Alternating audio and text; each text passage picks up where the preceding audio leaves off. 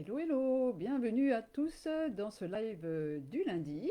Très heureuse de vous retrouver ce midi pour vous partager la seule méthode réellement efficace pour sortir du pilote automatique. Je vous laisse vous connecter tranquillement, me dire si vous m'entendez bien, si vous me voyez bien, parce que la semaine dernière sur Facebook c'était un peu trop bas le son, donc là je veux bien vos retours quand vous allez arriver. Euh, pour que je puisse vous partager, du coup, ouais, j'ose le dire, la seule méthode vraiment efficace pour que vous puissiez reprendre les commandes un petit peu de votre quotidien, vous puissiez gagner en clarté, en vitalité, en efficacité, plein de choses. En fait, j'ai failli intituler mon live Mini Prix, mais elle fait le maximum parce que c'est vraiment ce à quoi elle nous amène, cette méthode. Et ça fait longtemps que j'en ai pas parlé et je voulais vous la partager parce que je la partage évidemment dans mes accompagnements. Et c'est lors d'un coaching la semaine dernière avec une de mes clientes à qui j'ai partagé cette méthode il y a plusieurs semaines et qui l'avait mise en place un petit peu, mais pas régulièrement. Et puis dernièrement, elle a mis régulièrement et puis elle me partageait les bénéfices qu'elle en tirait qui était un petit peu arrivé presque à son insu. C'est une personne qui travaille beaucoup, de façon intense, de temps en temps en fait. Enfin, c'est un rythme un peu particulier, avec de grosses responsabilités, qui demande une présence vraiment importante sur un temps assez long dans la journée. Et que ça amène beaucoup de fatigue, ça demande beaucoup de présence et tout ça. Et elle s'était rendue compte qu'après une semaine à bloc en fait. Et d'habitude, le premier jour du repos qui arrive derrière, elle est fatiguée, elle est épuisée, elle est bonne à rien, entre guillemets. Alors que depuis qu'elle fait cet entraînement-là, ben là, elle en était à son premier jour de repos et ça allait, elle avait plein d'élan, plein d'envie, elle n'était pas autant fatiguée que d'habitude, mentalement en fait. Elle était vraiment en capacité de profiter de son repos. Donc c'est quand même assez important. Et cette méthode, c'est quoi en fait? Cette méthode, c'est la méditation. La méditation, quand on comprend vraiment les bénéfices que ça apporte, quand on les expérimente, eh bien, on commence à vraiment la mettre en place dans son quotidien. Parce que la méditation, c'est pas une partie de relaxation, c'est pas une partie de on va se détendre, c'est vraiment un réel entraînement. Comme quand on va faire du sport, on s'entraîne, c'est pas marrant. C'est pas marrant, mais au bout du bout, on atteint les résultats qu'on a envie d'atteindre. Si on est régulier, si on a de la patience, de la discipline, de la persévérance.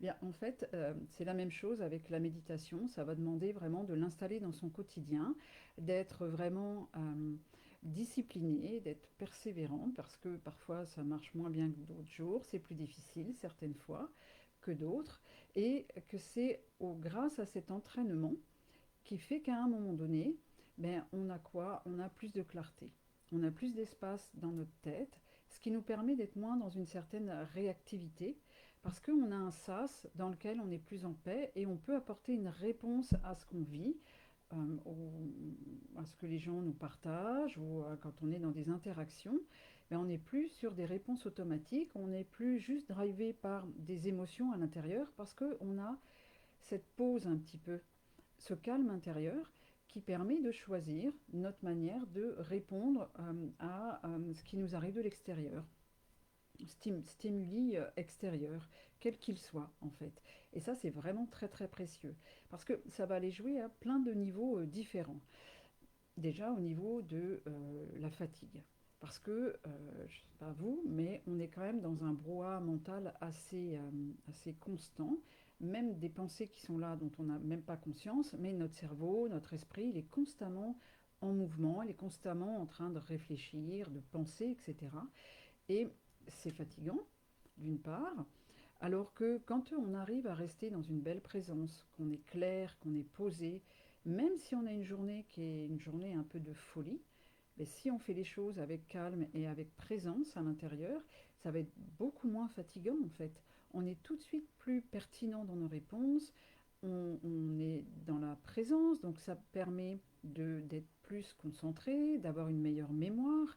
On n'est plus obligé de se dire, bon, pourvu que j'oublie pas, il faut que je pense à ça, il faut que je pense à ça, parce que quand on est présent, on est vraiment en train de capter ce qui nous entoure. Et souvent, c'est ça qui manque en fait. Et quand on accompagne les gens, quand on est entrepreneur, avoir une qualité de présence comme ça, c'est vraiment très très important. Parce que vous allez être plus efficace. Et puis ça va vous permettre de faire des choix plus conscients et plus facilement. Pourquoi? Ou prendre des décisions plus facilement. Mais parce que quand on est comme ça, quand on est posé à l'intérieur, quand il y a du calme à l'intérieur, on n'est pas dans une urgence où on est en capacité de détecter si il y a des émotions qui sont là. La peur de quelque chose, la peur de manquer quelque chose, ou quel moteur on est en train de réfléchir à une situation. Qu'est-ce qui nous vient euh, porter en fait le choix qu'on va faire? On est plus en capacité d'en avoir conscience, de l'observer et du coup de le choisir, ce moteur. Si par exemple je dois répondre à une proposition et puis que moi je suis quand même pas mal agitée et puis que je pense à euh, des tracas, à la peur de louper quelque chose, par exemple. Si j'en ai pas conscience que c'est cette peur-là qui m'habite, ben peut-être que je vais dire oui à une proposition qui ne me convient pas. Alors que si déjà je suis en paix à l'intérieur de moi, que j'arrive à me dire ok, d'abord là, je vais respirer, je sens bien que c'est pas la bonne chose qui m'habite, que je choisisse un petit peu mieux avec quelle perception ou quelle motivation je veux répondre en fait, parce que je vais avoir ce sas là, je vais avoir cet espace dans lequel je peux me repositionner avant d'apporter une réponse. Mais ça nous donne beaucoup plus de liberté finalement, parce qu'on ne se laisse plus impacter par notre monde intérieur, on est en capacité de l'observer et de le choisir ou pas, de l'écouter, de le suivre. C'est comme ça qu'on devient autonome et qu'on devient plus libre dans notre façon de fonctionner. Parce que sinon, ben, on est sur pilote automatique. Parce que c'est autre chose qui nous guide dans ce que l'on fait, dans les réponses que l'on apporte. Donc, vous voyez, la méditation, et je vais vous expliquer comment la mettre en place, mais cette méditation, elle amène cet espace-là, dans lequel on peut se poser. Elle amène plus de clarté, du coup. Souvent, on prend un exemple quand, enfin, moi j'ai des guides spirituels en fait, hein, et souvent quand on débute, on a cet exemple-là, comme une métaphore en fait, quand vous prenez un verre d'argile par exemple, et puis que vous le secouez. Et vous voyez, l'eau, elle est toute pleine de particules, elle est toute brouillée, elle n'est pas claire du tout. Ben, ça, c'est notre esprit au quotidien, on va dire. Et puis on le laisse poser. On le laisse poser. Et à un moment donné, toutes ces particules-là, elles vont tomber au fond et l'eau, elle redevient claire en fait. Ben, c'est ce qui se passe quand on s'entraîne à méditer. À un moment donné, les choses, elles se calment et on retrouve de la clarté dans notre esprit. Cette clarté-là, ben, elle nous permet d'être beaucoup plus efficace, plus pertinente, plus productive. Euh, Ça amène tellement, mais tellement de bénéfices, en fait, que c'est plus facile, en fait. Et pourquoi ça joue sur notre vitalité et sur notre fatigue? Parce que euh, quand doit toujours faire des efforts pour se concentrer, pour rester présent, quand ça nous demande beaucoup plus d'efforts pour réfléchir à une situation parce que on est confus, parce que c'est pas clair dans notre tête, ça nous prend de l'énergie, ça. Ça nous prend de l'énergie et ça nous fatigue. Et parfois, on s'en rend même pas compte parce qu'on a une capacité à fonctionner, on a une habitude de fonctionnement au quotidien. Coucou Valérie. Et euh, en fait, on fonctionne avec cet esprit confus quelque part, ou ce brouhaha mental, et puis on continue à fonctionner. Sauf que ce dont on n'a pas conscience, c'est que ça nous prend énormément d'énergie. Et qu'à la fin de la journée, on est crevé, quoi. On est naze, on a juste envie de comater dans le canapé, parce qu'on n'est plus capable. Alors que si on a travaillé en amont, cette clarté, même si on ne s'en rend pas compte, il y aura moins de pensées, on sera moins tendu à l'intérieur, et on va faire les choses avec plus de présence. Et par exemple, cette qualité de présence, vous pouvez la remarquer quand vous êtes en train de m'écouter, là, ou quand vous allez écouter en replay. Et bien, quand vous êtes en train de m'écouter, vous avez des pensées qui sont là. peut-être ma manière de parler, de ce que je suis en train de dire, ça vous rappelle quelque chose. Et puis vous partez dans votre esprit, vous êtes en train d'imaginer des choses, de vous faire des films, de ramener ça à votre expérience. Mais quand vous faites ça, vous n'êtes plus en train de m'écouter. Du coup, vous loupez des bouts.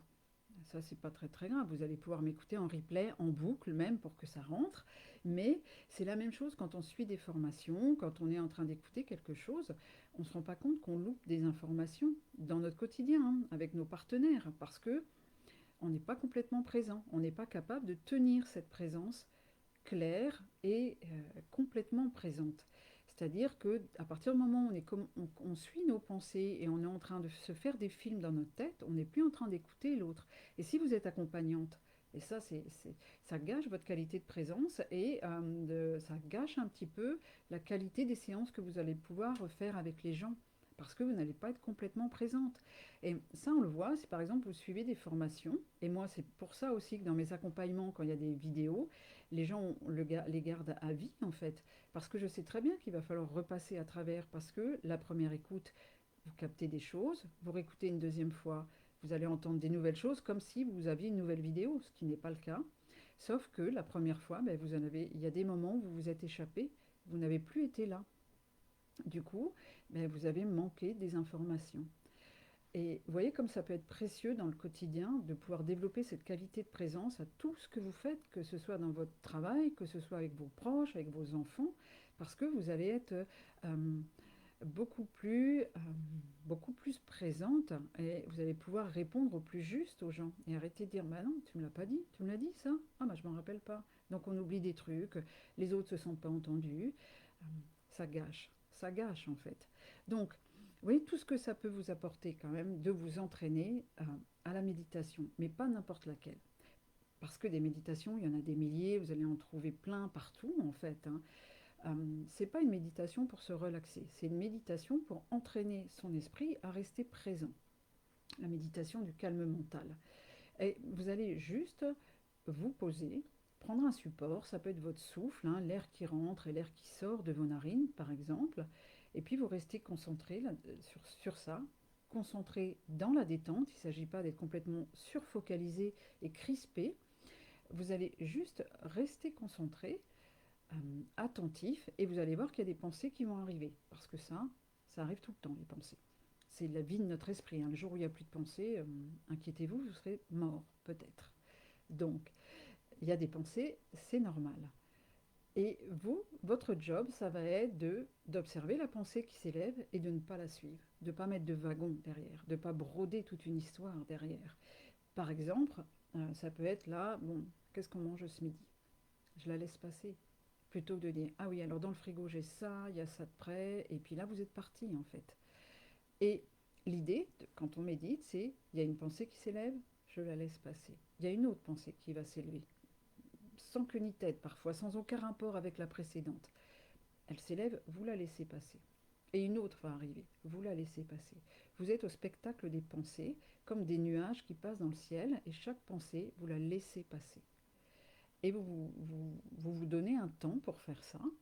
Prenez pas, dire bah ouais, ok, moi je pars méditer pour 30 minutes parce que c'est mort, hein, vous n'y arriverez pas, à moins d'avoir des années d'expérience, hein, mais sinon c'est un travail qui est fatigant, cette concentration-là.